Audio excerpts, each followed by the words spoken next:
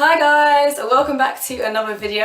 So today we are going to be discussing our year abroads in France. I am joined today by Alex and Blakley. Blakley is a fellow language assistant and Alex has been doing a study abroad placement. So if you guys just want to introduce yourselves, talk about where you're from. So my name's Alex. I'm from Galway, which is on the opposite side of the country from Dublin in Ireland. And I study French and theatre, and I've been here in Avignon since September. I'm Blakley. I'm from the United States, South Carolina. To be exact, I've finished with university and I'm here just working abroad. So we'll start off with a question for both of you. Why France? I'm sorry. For me, I suppose it was because I had to come here. It was obligatory, so I studied French.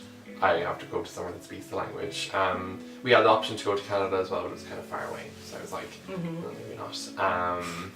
Canada seems like a great place, seems like a really nice place, but no, it seems super far away, and as well I've always loved the idea of living in France. Like, it's always been something that's been really appealing since I was like 15 or 16. I've really wanted to be like, oh, I get to do a year abroad in France if I study French, like that would be really cool. So yeah.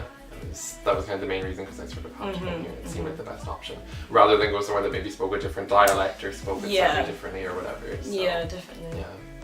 Yeah, mine definitely stemmed from school also. Yeah. I studied it in high school and in college, so I wanted to go to Europe, and France was a good base to, somewhere where I kind of knew the language a little bit and could practice. So we'll start with Alex. A couple of questions for you. What made you choose studying abroad rather than working abroad or doing half and half? Yeah.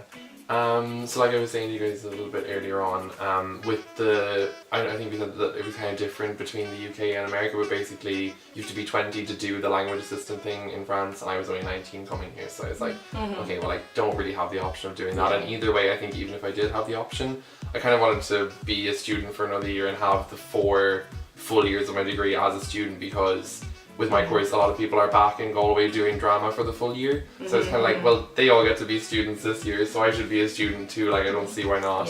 And as well, I've heard from a lot of people that not so much with the language assistants, because obviously you're mixing with French teachers, you're mixing with French natives all the time, but I've heard from a lot of people doing stages that they feel even more so isolated than we might feel, because they're not really immersed with the people or mixed with them at all. They're kind of put in a little office and like translating stuff into English or even just typing up stuff in English for the companies, and it just ends up becoming quite mundane, I think, and they don't get paid very well, and there's a lot of I've heard this as well.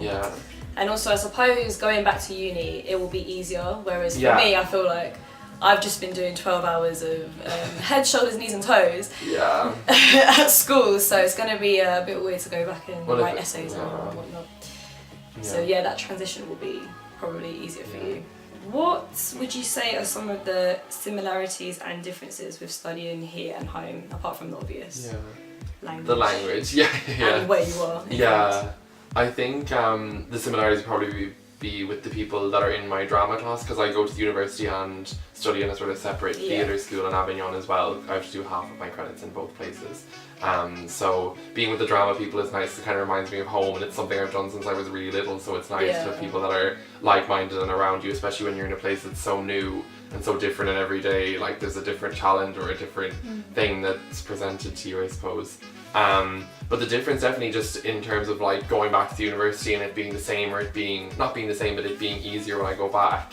I feel like the university here is just completely different. Like, the students are treated so differently. Like, everything is handed to them during a class. They're told what to think, they're told what to say, they're told what to write. There's no real originality among the students. They're all it reminds me a lot of secondary school. You know, the way you go through the secondary school process or high school to get to university and to get to the point where you're allowed where you're allowed to think on your own. But then here I feel like they're given all this information and then they don't really know what to do with it. It's kind of like everything's handed to them, but they don't really know how to manipulate the knowledge and how they're actually use it. So that's interesting. And I suppose because you know it's your year abroad, do you think you have a different attitude to like how you're approaching your work and stuff? I think definitely in first semester, especially because I had a bigger that sounds bad, like, but a bigger group of friends that I would hang around with more often, because there were a lot more Anglophones and Irish people in the first semester, and we were all kind of like, oh well, look, like, we'll do our work and, you know, we'll get by and whatever, but like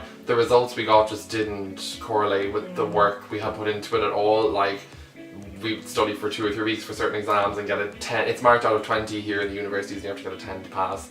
But we get like handed back a 7 or an 8 for stuff we'd studied for 2 or 3 weeks, and then things we just look at the night before, we get a 15 or a 16, and we're just like, none of it makes any sense. And I've kind of gotten to the point now where I'm just aiming for 10s and just you know, I know pass. Because my home university have almost said like, look, just do your best and just pass everything and come back with 45 credits and we'll be happy. Like, so, you know. Yeah, and I suppose like the main thing is that this is your year abroad. You are here to enjoy it. Exactly. And it's an experience rather than an academic assault course. Assault course. Yeah. So, Blakley, obviously you are a lot further away originally than Alex is. So, what were your expectations before coming to France? Did you have any expectations? And how did you, I guess, prepare for the monumentous trip that you were about to take? The Atlantic. Well, the first step was to get a passport, which I didn't have until I got here. Yeah. In the United States, there's almost no reason to get a passport unless you're like really planning on leaving. You don't have to, and it's kind of expensive and difficult too. So that was my, first step, which I did, regardless of whether I knew I was going to get into the program or not, because you had to, show that you had a passport to be able to leave the country to, apply. But I was waitlisted, so I didn't know until June that I was going to come here and start teaching in October. So most of my summer was just spent trying to make some money, so I had like a little cushion fund here to get started with finding, paying like 2 months of rent all at one time and like that type of stuff. Yeah. So, I was, expecting that it would be difficult. It actually surprised me how, like, I don't know. Well, besides everything taking forever because it's France, to get things done, it's not good for someone that has ADD because you can't like complete things in a, like timely fashion. It's just kind of like you submit for stuff and it may work in a week or so. Yeah, I will mention this in the video that I do. France's bureaucracy is interesting to say the least. I guess it's pretty different from America in that sense. America's just so like on the everything's ball online. Everything's online. Nothing here is really online. Like I was kind of scared when I got the denomination, and it was like you could tell they hadn't changed it. It was typed up on a word processor from like the 80, like there's a date on it that says like this was started in 80 something, and like it hasn't, like nothing's changed. They still did stamps on everything. Like it's interesting. Oh my god. Yeah. So pretty different than in general, like France and America. Oh yeah, definitely. Okay, and how did you find it living so far from home? Again, setting up the living things. It was a little bit difficult because I couldn't really prepare anything beforehand, just because as far as setting up places to look at, like I could look online, but it's kind of hard to call when you're in like a 5-hour time difference and trying to set up like apartments and stuff to look at. So I kind of just gave myself, I got like an Airbnb for a week and a half and gave myself that time to, find somewhere to live. And then also not knowing anyone here. I would agree with that. Like I had an Airbnb as well, and in that week I just had to sort of try and sort everything out. Luckily I had my dad with me, but that's nice. You were I just came alone. I just came on my own. It would have been too expensive for a second person to come over with you though. When we were talking before, you said about like the time difference being the time difference, 5 or 6 hours depending on when the time change was, but like back home everyone's on a different they're at a different part in their day. So when it's like a good time for you to sit down and chat with someone, it's in the middle of their day. Or when it's a good time for them, you're like, need to go to bed because you have to get up and work the next day. So kind of, there wasn't much of that real time of, still being able to talk with everyone back home. It was kind of like you had to do catch-up days where it was like, what happened this entire week? And that was a little difficult, but you make it work. So, another question for you, Blakley, is about learning French itself. So, I know for you obviously study it at university currently, but how long did you study French for? I studied French in high school, and then the first 2 semesters of university I studied it, but it was just a couple classes. So I had gone like 2.5 school years without having any French classes before I came here. So I just completely forgot everything. It's been it was a big jump from all the assistants meeting the first time and not even being able to like introduce myself anymore. Of like, I don't know when we had that meeting, but I remember that meeting. Yeah. So. Did you all introduce yourselves to each other in French? Isn't it? We had to go around, and of course I was sitting next to the lady, and I was the first person. I was like, can you just come back to me? And so, but it does come back to you because after I went through the other 20 people, I was like, oh, I remember that phrase now, like I'm from or whatever. And so it's like, all right, I'm gonna try this now, and then you can kind of get somewhere. But yeah, it's kind of similar for me because I don't even study French. I did it at A-level, but I've gone a good 2-3 years without studying French at all. So for me as well, it was a lot of everything coming back slowly and just figuring it out as I went along.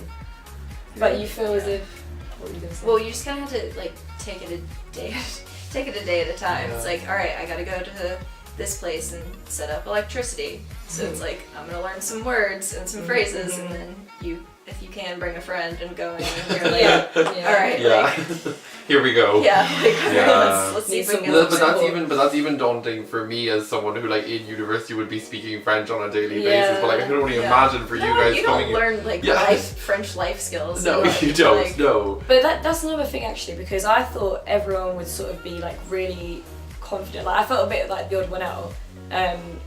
Everyone would be really confident and know how to get by. But we were all kind of clueless. We all just, we're in the same boat. And regardless of levels of spoken ability, I don't think they're that keen to deal with foreign speakers that often either. They often get quite impatient and think I'll just speak to you in English, it'll just make things go faster. But if anything, sometimes if they just gave you a chance, we're actually able to do it. I find that a lot.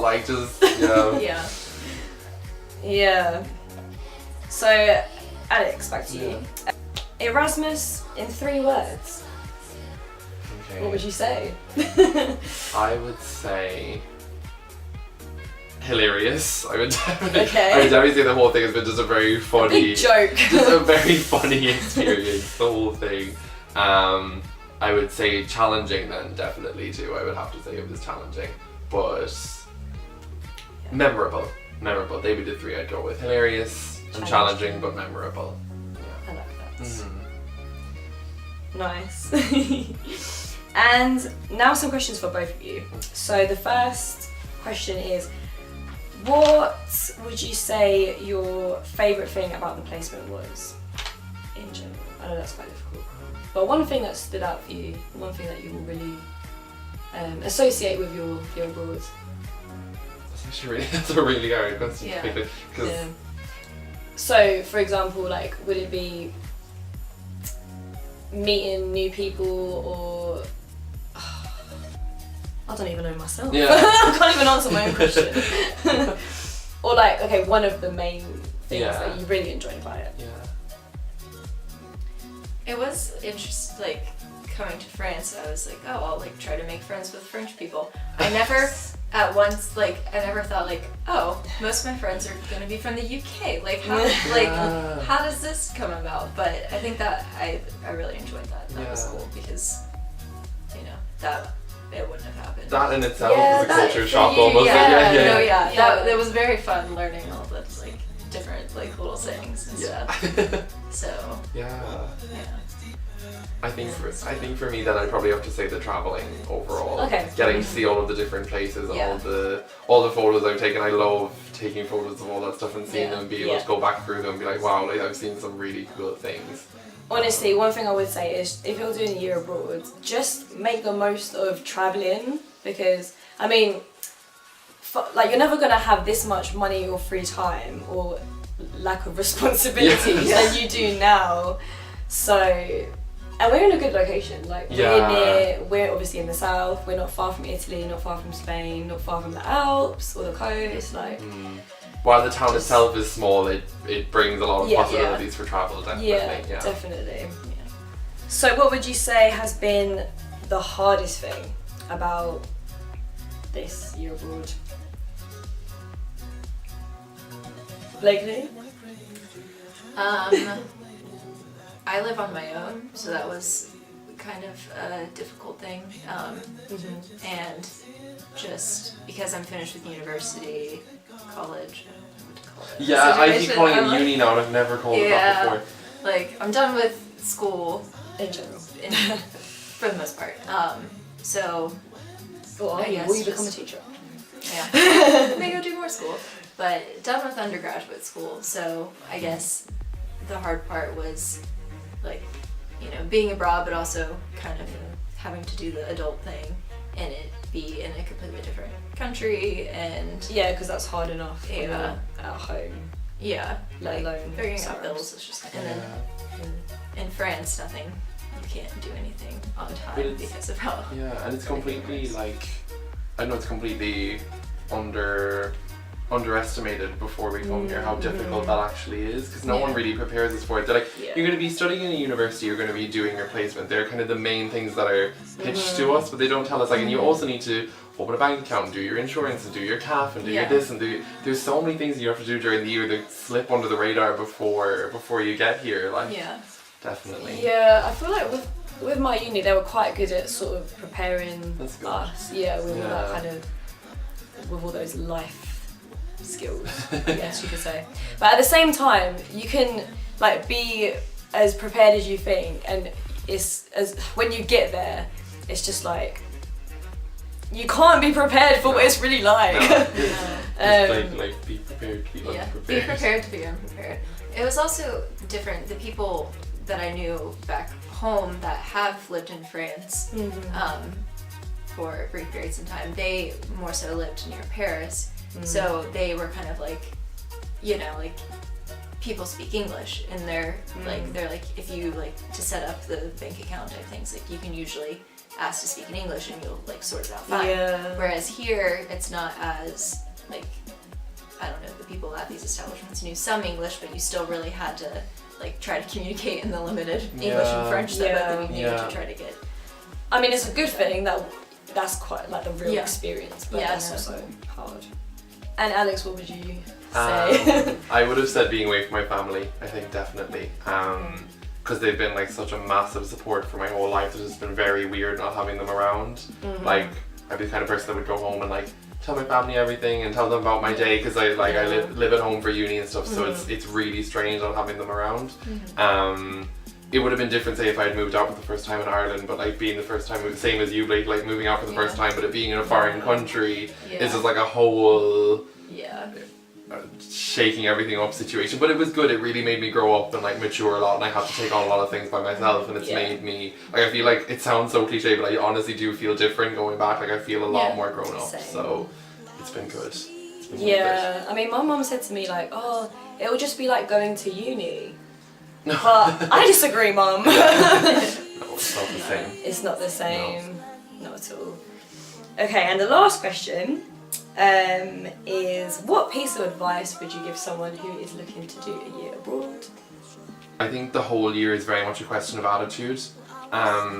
You can be in the worst town in the quietest part of France with very few people, but you can still make a good time of it. I think it's genuinely a question of what you make of where you are. I mean, realistically, we're in such a small town. Yeah, we're close to places, but say if you didn't have the money to travel, I still think you could have a good time in Avignon. I still think you could have fun here. It just depends on what you're willing to make of the situation. If you're not willing to at least try and have a good time, then you're just not going to enjoy it. Like, so. Yeah, that is so true, actually.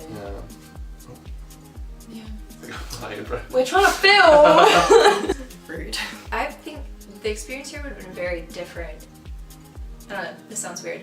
I'm not a big social media person, but the Facebook group that was formed to come here, where you knew other people that were working in your area, was very helpful in the beginning, because it's like you could, you know, and the groups and stuff shifted as the year went on of like who but at least there was that like core, a way to contact people that were in the same situation as you. And, you know. I think it's just a question of being open to people contact. You know, like just be a question of signing yourself up for these things and going to things and you know, like signing yourself up to the Facebook group and keeping yourself open to stuff that's going on and going out for drinks and going to talking to people. And, you know, even if you decide you don't want to do that after a while, you've tried it and you can just try something else and just keep going with the sort of positive attitude, I suppose, is the main. Which again links back to the attitude. Yeah. It's all about what you make of it. Definitely.